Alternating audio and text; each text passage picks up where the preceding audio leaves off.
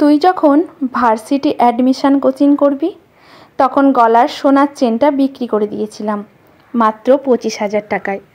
এই চেনটাতেই ছিল তোর বাবার রেখে যাওয়া শেষ স্মৃতি। যখন তুই 7 বছরের ছিলি তখন তোর বাবা ট্রাক অ্যাক্সিডেন্টে মারা যান। সেই থেকে একা একা মানুষ করছি তোকে, কখনো কোনো কিছুর অভাব বুঝতে দিইনি।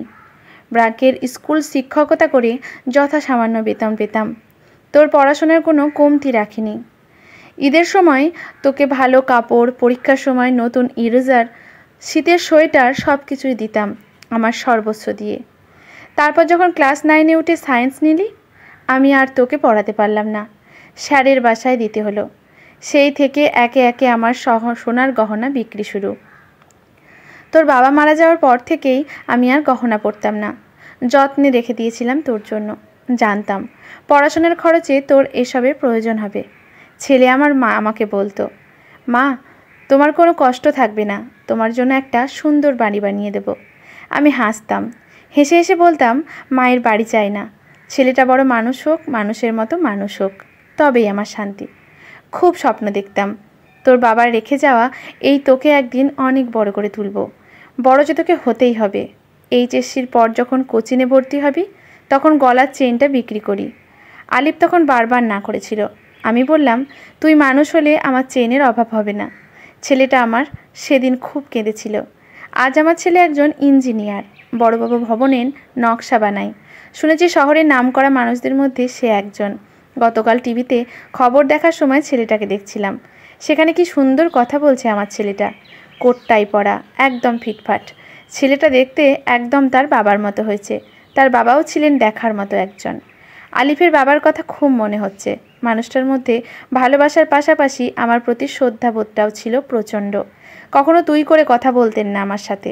আলিফের জন্মের পর থেকেই আমাকে নাম ধরে ডাকা বাদ দিয়ে আলিফের বাবা সব সময় এক নামে ডাকতেন। তখন থেকে আলিফের মা। আজ আমি এই বৃদ্ধাশ্রমে পড়ে আছি। এখানে কেউ আমাকে আলিফের মা বলে ডাকে না, কেউ কাছে এসে বলে না মা কেমন আছো। অসুস্থ হয়ে শুয়ে থাকলে ওষুধ এনে দেয় না ঠিকই, তবে পাশে বসে কেউ মনের সাহস দিয়ে বলে না মা আপনি ভালো হয়ে যাবেন। আমার ছেলের সেই মনে আমার জায়গা নেই, আজ নেই তার আলিশান ভবনেও। খোকা, তুই যখন ছোট ছিলি তখন আমার সাদা শাড়ি দেখে বলতি, মা এগুলো তো তোমার সুন্দর দেখায় না, তুমি রঙিন শাড়ি কেন পরো না। লোকে তখন নানান কথা বলতো, ভেবে তোকে বলতাম তুই যখন অনেক বড় হবি তখন আমি রঙিন শাড়ি পরবো। আজ খোকা অনেক বড় হয়েছিস তুই, আর যদি তুই রঙিন শাড়ি এনে দিতি তাহলে আমি সেই সাদা থান ছেড়ে রঙিন স্বপ্ন নিয়ে বাঁচতাম। কিন্তু না রে খোকা, আজ আর সেই রঙিন শাড়ি চাই না। আজ সেই সাদা থানের ভেতর আর একটু সাদা কাফনের ঠাঁই হয়, তবেই শান্তি। আমার শরীর ভালো নেই রে খোকা। যখন এই চিঠিটা পড়বি তখন আমি আর বেঁচে নেই হয়তো। ভালো থাকিস, ভালো রাখিস। যদি সময় হয় তাহলে আমার কবরের পাশে যাস, আমার জন্য কান্না করিস। আমি যে এই কান্নার বড় কাঙাল রে খোকা। যদি সময় পাস তাহলে এই বৃদ্ধাশ্রমে আসিস। এখানকার মায়েদের কাছে জেনে নিস আমি কি চাইতাম, কিসে আমার সুখ ছিল রে খোকা। প্রতি রাতে ঘুমোবার আগে চোখকে শান্তি দিতে পারতাম না যে, অপলক দৃষ্টি বারবার তোর চিন্তায় বিভোর থাকতো। ভাত মুখে তুললেও গোলার সময় মনে হতো তপ্ত আগুনের থাবা মুখে নিয়েছি। এই হাত দিয়ে এক সময় তোর মুখে খাবার তুলে দিতাম রে খোকা। খোকা, আমার আদরের খোকা, ভালো থাকিস।